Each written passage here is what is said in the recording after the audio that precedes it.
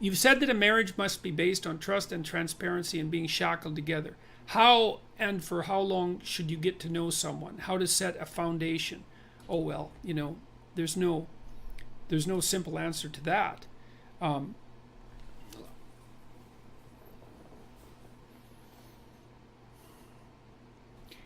I think that you should know someone well enough so that you know if you can negotiate with them, and so that you have started to formulate a vision of your joint future that you can both look forward to with enthusiasm and confidence. So, and of course that's going to depend to some degree on your level of maturity, but that means you've considered such things as, do you have a sufficient number of joint interests, and are you oriented in the same direction with regards to how you're going to handle your joint careers and the possibility of children, and the manner in which you're going to interact with your in-laws. And you have to start thinking about, you have to start considering your life together from the perspective of practicality and economics, I would say. So it can't just be that massive erotic attraction that's associated with love, although I think that's extraordinarily important, and you're unbelievably fortunate if you have that, and you should do everything you can to maintain it, and that takes effort. That takes real effort and will.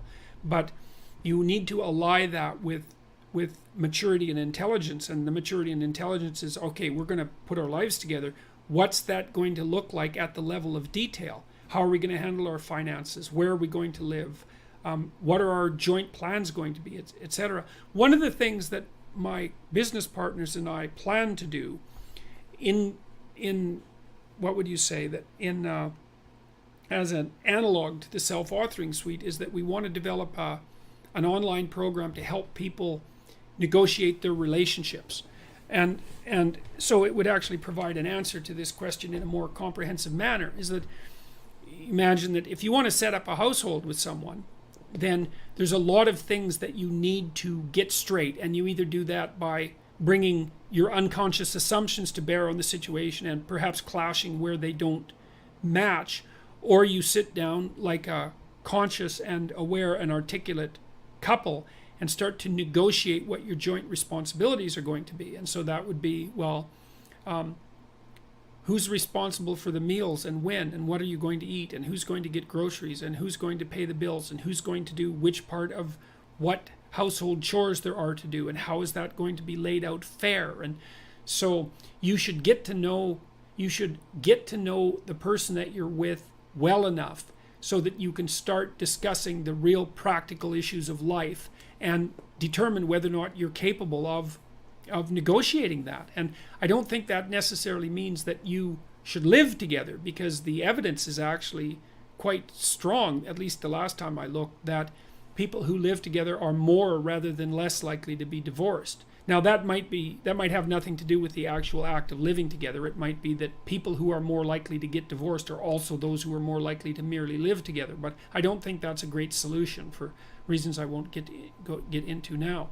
And with regards to being shackled together, is that that's a complicated one. And I learned this at least in part from reading Carl Jung. And the idea there is that unless you've really made a commitment to someone, like a lifetime commitment, and that's a serious commitment, one that you're not going to back out of, you're not going to take the relationship with the seriousness that's necessary to make it of the highest possible quality and sustainability across the course of your life.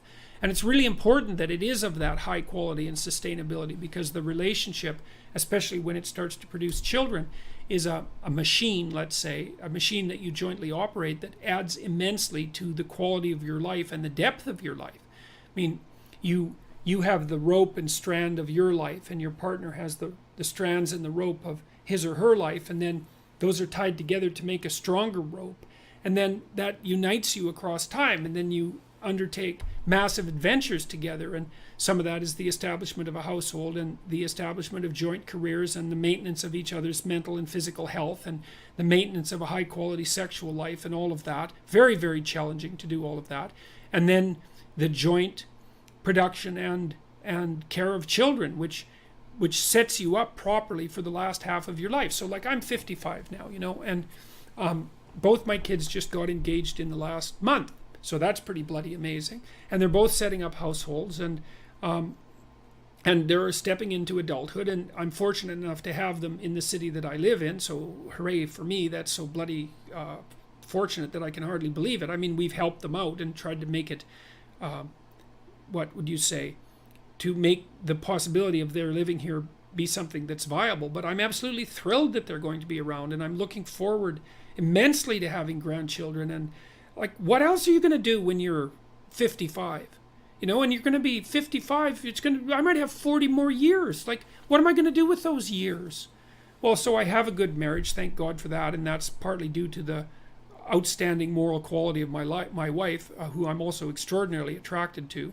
And, you know, we've built a life together, and we've had kids together, and we're happy with our kids. And we've had plenty of struggle with our kids, because one of our children, my daughter, had serious health problems, which she seems to have managed to resolve, partly as a consequence of her own brilliance. But, you know, we've set ourselves up now so that our children are respectable and mature young adults, so thank God for that. And they've got partners who we both really like, and they're going to have children, and well, hooray, you know, that means that this next part of my life is going to be something that I can advance into with a fair bit of hope and excitement. And the idea of having little kids around again is thrilling, because I really like little kids. They're really fun. And so the shackled together is more like it's such a, I may have even said that, but it's such a cynical way of looking at it. It's more like what you've produced is an unbreakable bond between two beings, and that makes both of them better in every way if it's a relationship that's based on trust and genuine communication. It's a very difficult thing to attain, because you have to be willing to tell the truth, and the truth is generally a horrible thing. You know, I mean, it's easy to tell truth when everyone wants to hear what you have to say, but it's very difficult to tell the truth when no one wants to hear it, least of all yourself. And so marriage gets a very bad rap in our culture, and so does child rearing. And I think that's absolute catastrophe, because really, being in a long-term relationship, a marriage, let's say, and having children, that's 2/3 of your life. Even if you're a highly career-oriented person, that's 2/3 of your life. And I'm a highly career-oriented person, and my family has been unbelievably important to me, and has also been something that's enabled me to be very effective in my career, because my house has been a sanctuary for me, and thank God for that, especially over, well, many times in my life, but especially over the last year. So you should get to know someone long enough to know that you two can tell the truth with each other, communicate, and negotiate, because the most important part of a relationship is the fact that you can tell each other the truth and negotiate.